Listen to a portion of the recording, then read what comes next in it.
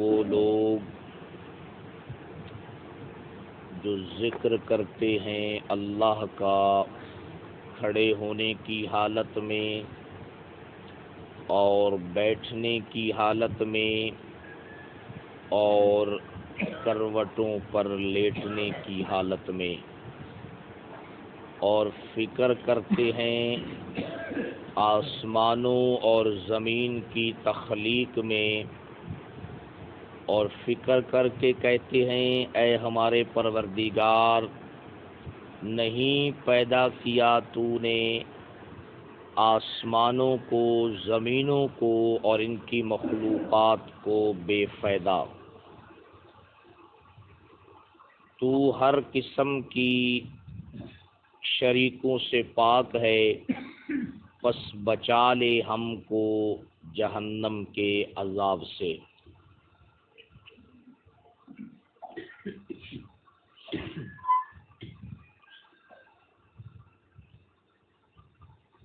کل کے درس میں آپ حضرات کی خدمت میں یہ بات بیان ہوئی ہے کہ خالص عقل والے لوگ کون ہیں، جن کے پاس عقل سلیم ہے، ان کی نشانیاں کیا ہیں۔ قرآن مجید نے ان کی پہلے دو صفات بیان فرمائی ہیں۔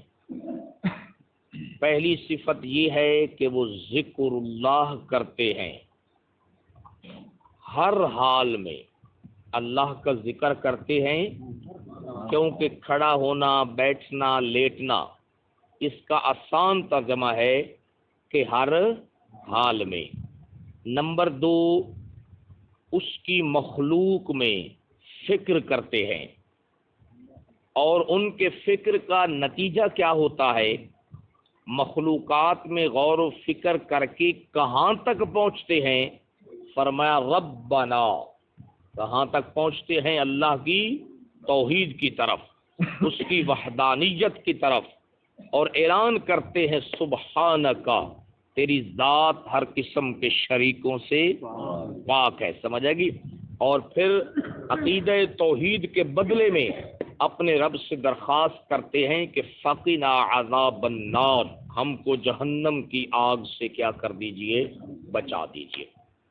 تو یہ بات تفصیل سے کل عرض کی تھی کہ آسمان کی مخلوقات، زمین کی مخلوقات، اس میں غور کرنا، اس میں فکر کرنا، اس کے بہت سارے فوائد ہیں۔ سب سے بڑا فائدہ کیا ہے کہ اس کے ذریعے سے توحید کی نعمت ملتی ہے اور شرک کی بیماری کیا ہوتی ہے، ختم ہوتی ہے۔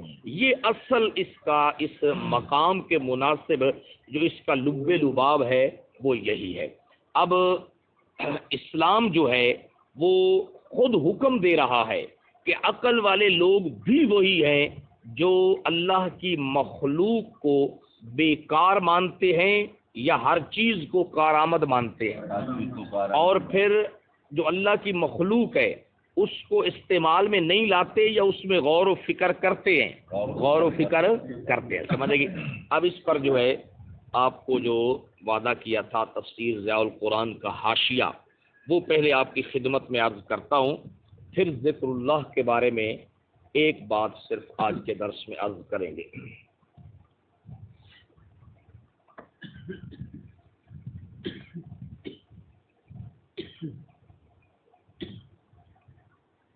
اللہ اکبر، بس پڑھتا جاتا ہوں آپ کے لیے۔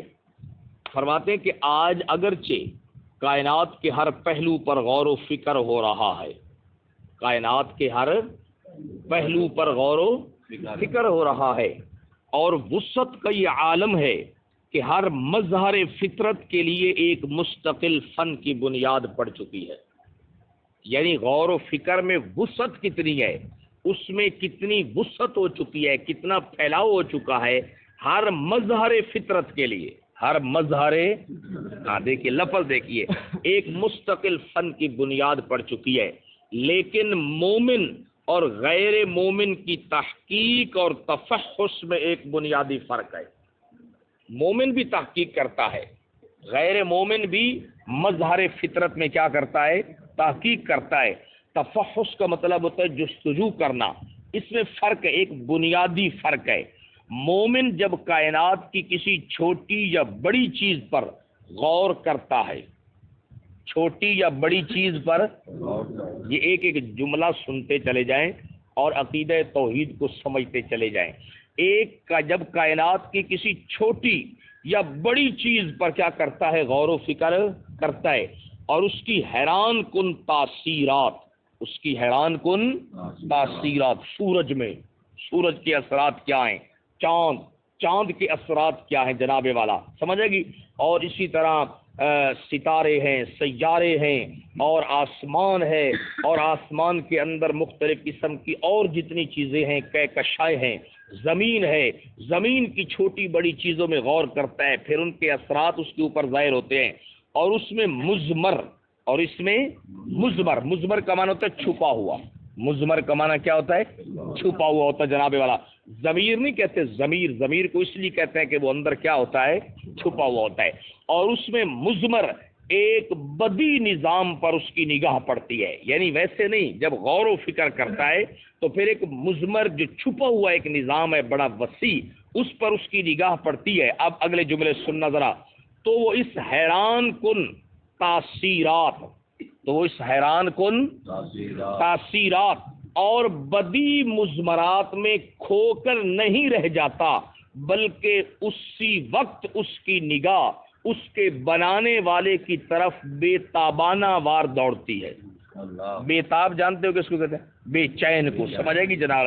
جس طرح کوئی بے چین چیز کسی ایسی چیز کی طرف دوڑتی ہے جس سے اس کو چین ملتا ہے، تو فرمایا مومن اور غیر مومن کا یہ فرق ہے کہ مومن جب کائنات میں غور و فکر کرتا ہے اور حیرت انگیز اس کے تاثرات اور اس کی تاثیرات اور ایک مضمر نظام پر اس کی نگاہ پڑتی ہے، تو وہ اس میں کھو کر نہیں رہ جاتا، بلکہ اس کی نظر پھر کس کی طرف جاتی ہے؟ اس کے بنانے والے کی طرف جاتی ہے.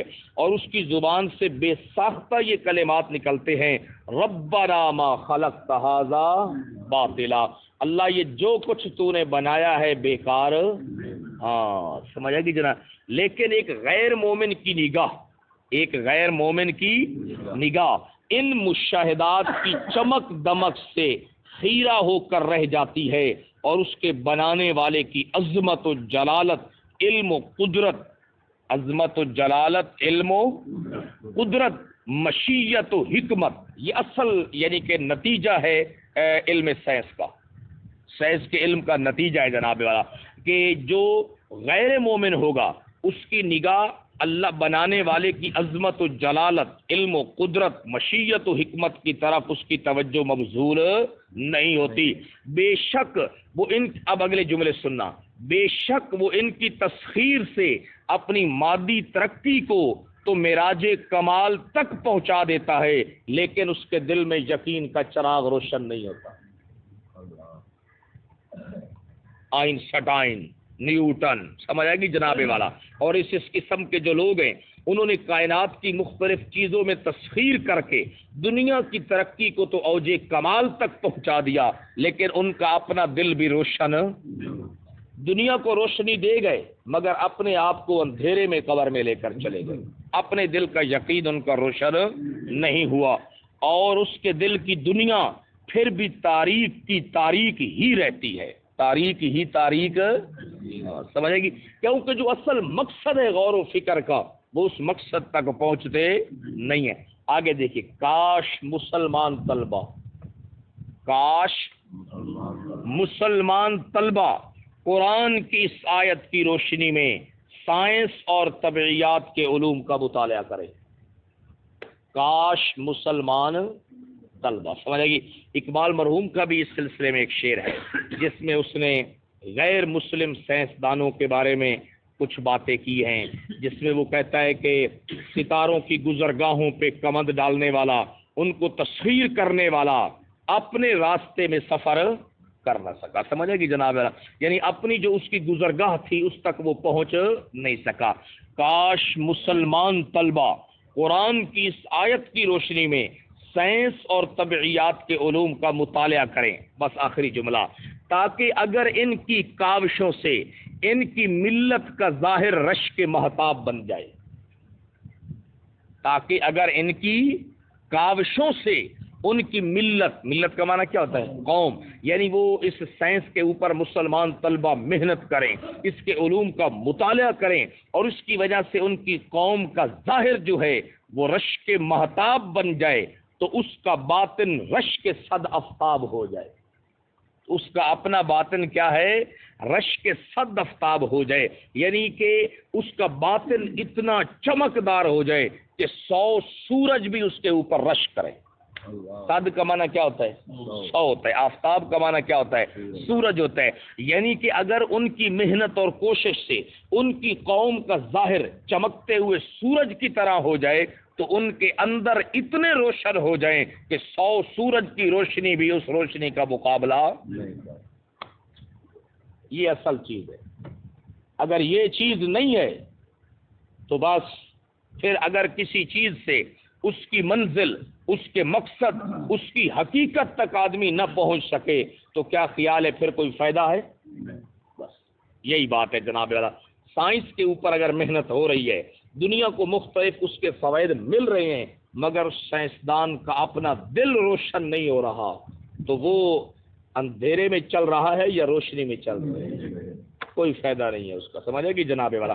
اصل مقصود یہی ہے کہ غور و فکر کرنے والا اس نتیجے پر پہنچ جائے کہ سبحانک، اللہ تیری ذات شریکوں سے کیا ہے؟ پاک ہے۔ میں اس نتیجے پر پہنچ گیا ہوں، کائنات کے ذرے ذرے کے بنانے میں، اس کو چلانے میں، اس پر ملکیت اور اختیارات میں تیرا کوئی شریک نہیں ہے۔ یہ اصل نتیجہ ہے، سمجھے گی؟ یہ اصل مقصد ہے جناب والا سائنس کا۔ یہی بات وہ کریں کہ مسلمان طلبہ، کاش کے مسلمان طلبہ کو قرآن کی آیت کا پتہ ہوگا تو غور کرے گا نا اس نتیجے میں، سمجھے گی جناب والا۔ ان کو تو لوگوں نے یہ بتایا کہ نہیں قرآن کے نزدیک نہیں جانا، چھوڑ دیجئے جناب والا، مولویوں کے قریب نہیں جانا، یہ تمہیں سائنس سے دور کر دیں گے جناب والا، تمہیں یہ کر دیں گے۔ قرآن جاننے والا، ایمانداری سے آپ بتائیں، جو قرآن جاننے والا ہے وہ آسمان اور زمین کی مخلوقات میں غور و فکر کرنے سے کسی کو روک سکتا ہے؟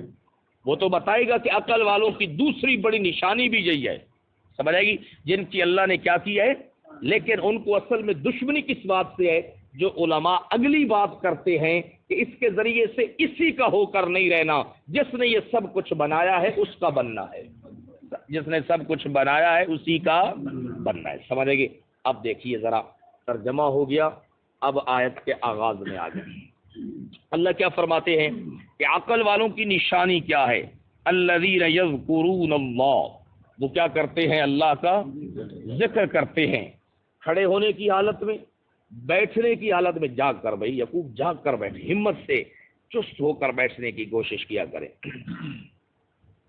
اچھا، تو کھڑے ہو کر کرتے ہیں، بیٹھ کر کرتے ہیں، اور پھر کیا ہے؟ لیٹ کر کرتے ہیں۔ مفسرین فرما رہے ہیں اس کا مطلب یہ ہے کہ ہر حال میں کرتے ہیں، ہر حال میں کرتے ہیں۔ اب سب سے پہلے آپ کو انبیاء کا ذکر بتاتے ہیں۔ انبیاء نے اللہ کا ذکر کیا ہے یا نہیں کیا؟ بولو تو صحیح ہے، کیا ہے نا جناب۔ کتنا کیا ہے کہ لوگوں نے ان کو مجنون کہہ دیا ہے، لوگوں نے ان کو کیا کہہ دیا ہے؟ مجنون۔ آپ دیکھیں جناب نوح علیہ الصلوۃ والسلام سے لے کر جو پہلے دائی دنیا میں تشریف لائے ہیں عقیدہ توحید کی دعوت کے لیے، اور خاتم تک امام الانبیاء کو بھی لوگوں نے مجنون کہا ہے یا نہیں کہا؟ وہ کس ذکر کی وجہ سے ان کو مجنون کہا گیا ہے؟ بھائی بولو تو صحیح، وہ کون سا ذکر تھا جو اللہ کے حبیب صلی اللہ علیہ وسلم نے کھڑے ہونے کی حالت میں بھی کیا، بیٹھنے کی حالت میں بھی کیا، لیٹ کر بھی کیا، ہر حال میں کیا، اور اتنا زیادہ کیا کہ لوگوں نے کہا کہ اس کو کیا ہو گیا ہے؟ مجنون ہو گیا ہے، اس کو جنون ہو گیا ہے، اس کا دماغ صحیح کام نہیں کر رہا۔ وہ کون سا ذکر تھا؟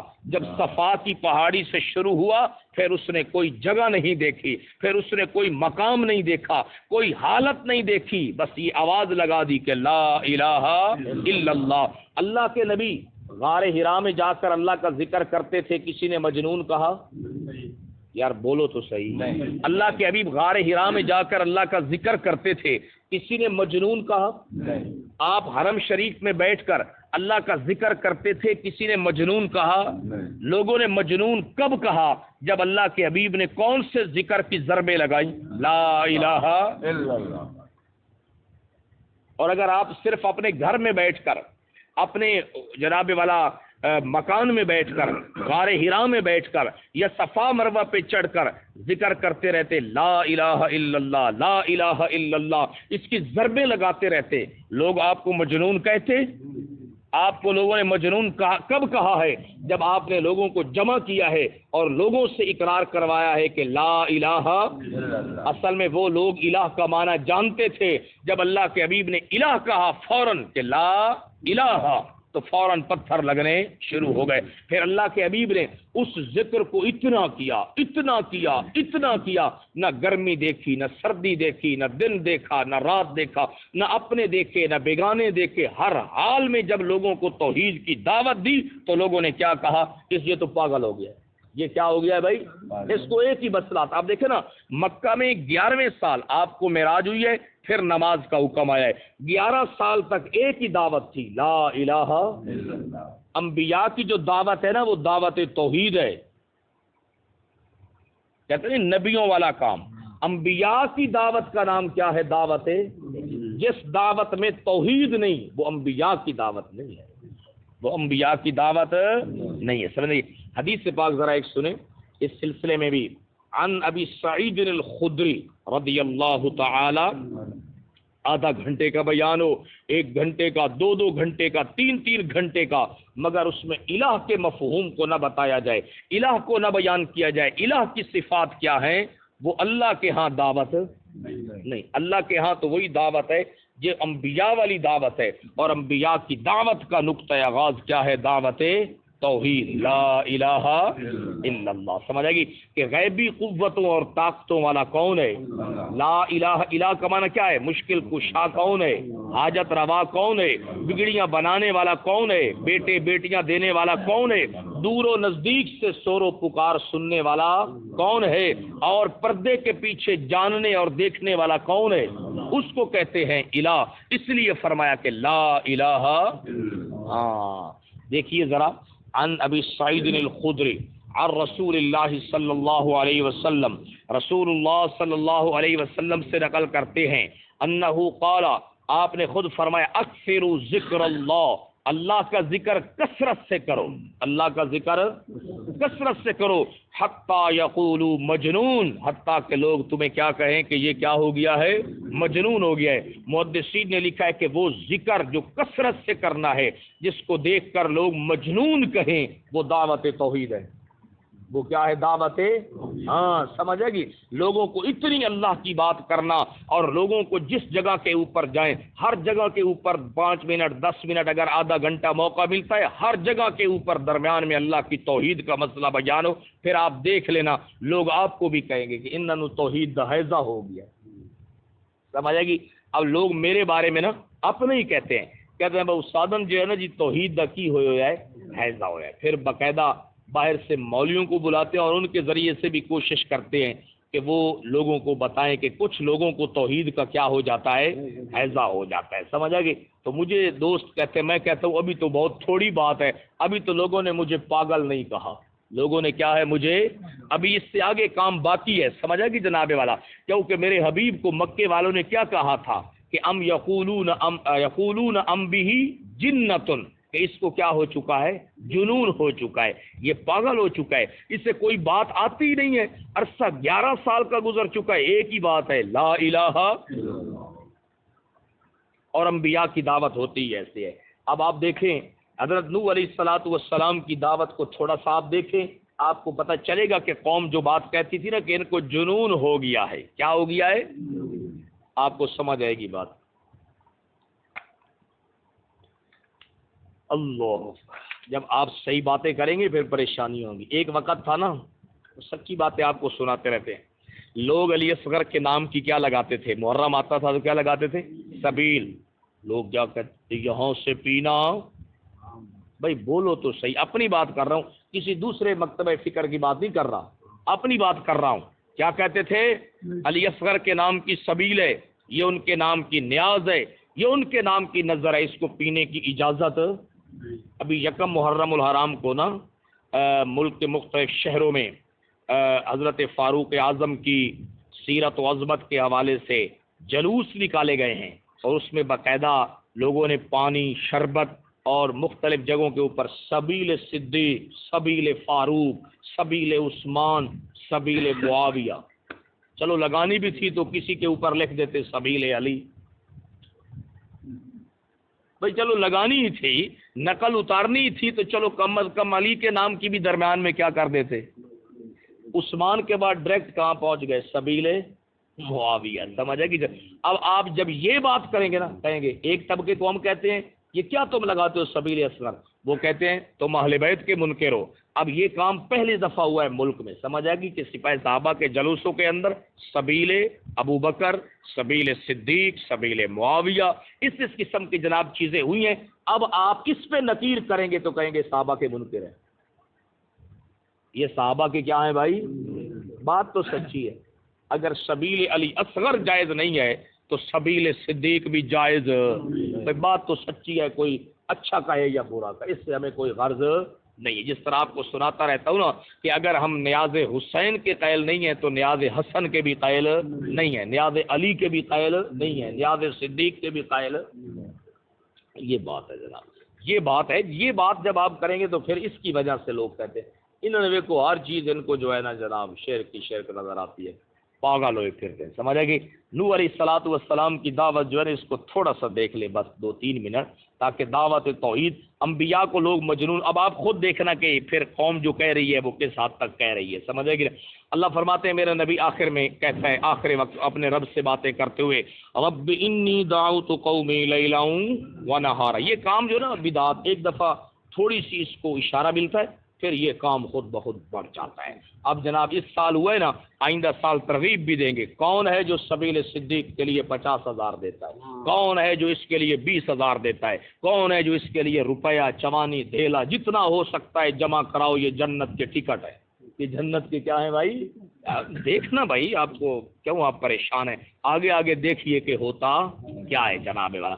رب انی دعوت قومی لیلا ونہارا، سمجھے گی اے میرے پالنے والے، بے شک میں نے دعوت دی ہے اپنی قوم کو، دن کو بھی اور رات کو بھی۔ کیا مطلب ہے؟ ہر وقت دعوت دی ہے، ہر وقت۔ فلم یزدہم دعائی، میں نے جب بھی اپنی دعوت کو زیادہ کیا ہے، الا فرارا، ان کا بھاگنا کیا ہو گیا ہے؟ زیادہ ہو گیا ہے۔ اب آگے ذرا سنیں کہ جو دعوت توحید دینے والا ہوتا ہے، لوگوں کو اس کی آواز سے بھی نفرت ہوتی ہے، لوگوں کو اس کے چہرے سے بھی نفرت ہوتی ہے۔ شرک والوں کو داعی توحید کی آواز سے بھی کیا ہوتی ہے؟ میں نہیں کہہ رہا، قرآن کہہ رہا ہے۔ اللہ فرماتے ہیں کہ میرا نبی کہتا ہے وہ انی کلما دعوتہم، اور میں نے جب کبھی بھی ان کو دعوت دی، لتغفر لہم، تاکہ تو ان کو بخش دے، تاکہ تو ان کو کیا کر دے؟ کیونکہ 950 سال پورے قرآن میں کہیں نہیں ہے ذخیرہ حدیث میں کہ نوح علیہ السلام نے نماز کی دعوت دی ہو، روزے کی دعوت دی ہو، نہیں، ایک ہی دعوت ہے کہ لا الہ، بڑا حوصلہ ہے جناب والا۔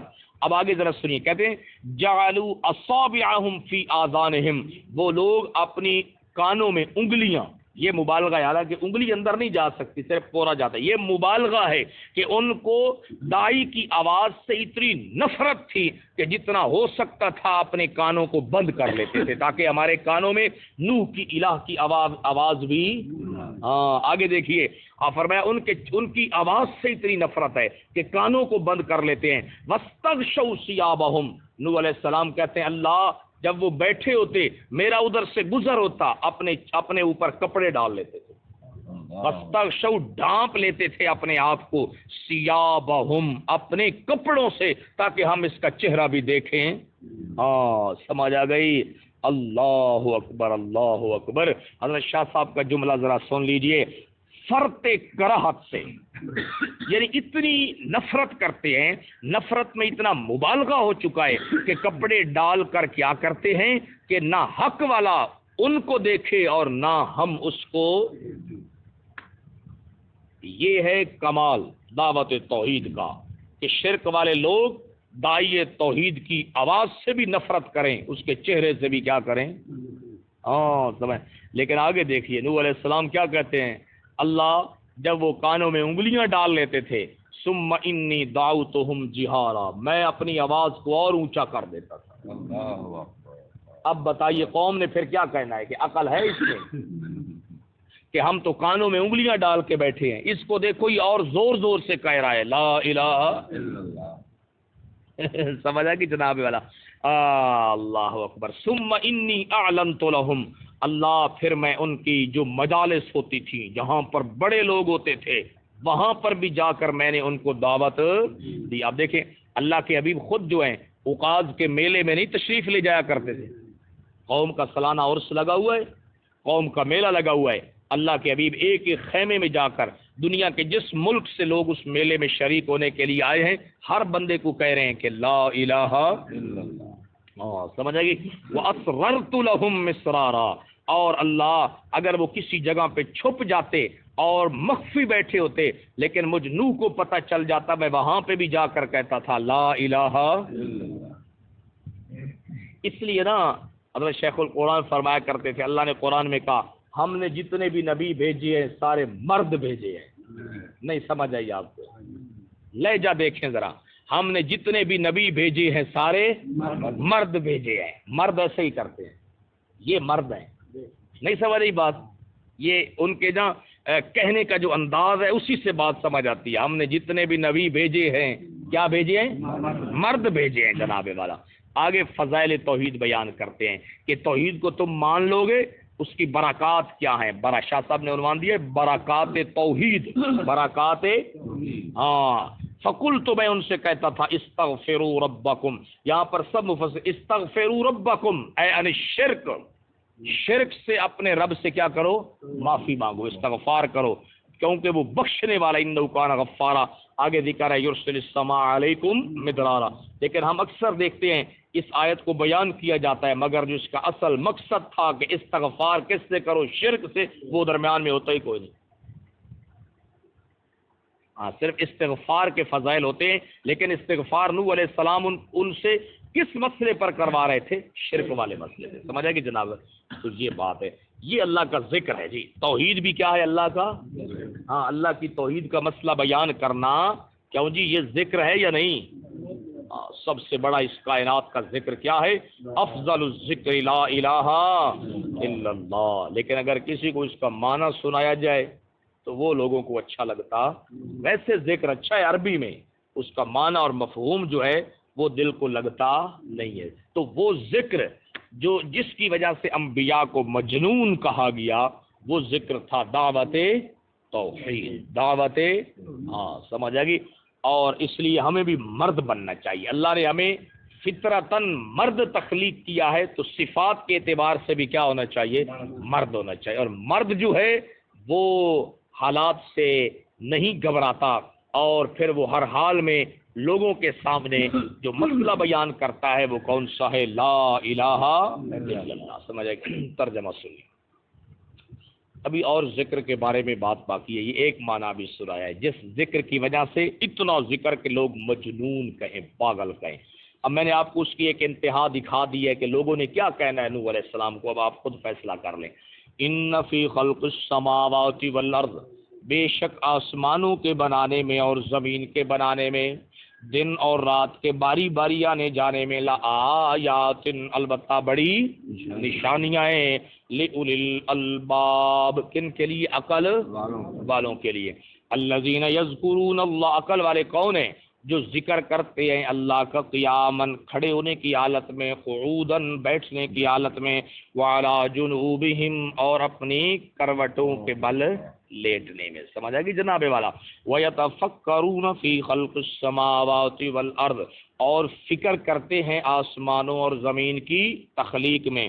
فکر کر کے ادھر کے ہی رہ جاتے ہیں؟ نہیں، آگے پہنچتے ہیں جہاں پر اصل پہنچنا ہے، اسباب سے اوپر پہنچنا ہے، یہی الہ ہے۔ سمجھ آئے گی؟ ربنا ما خلقت ھذا باطلا، اللہ تو نے کسی چیز کو بھی بیکار پیدا نہیں کیا۔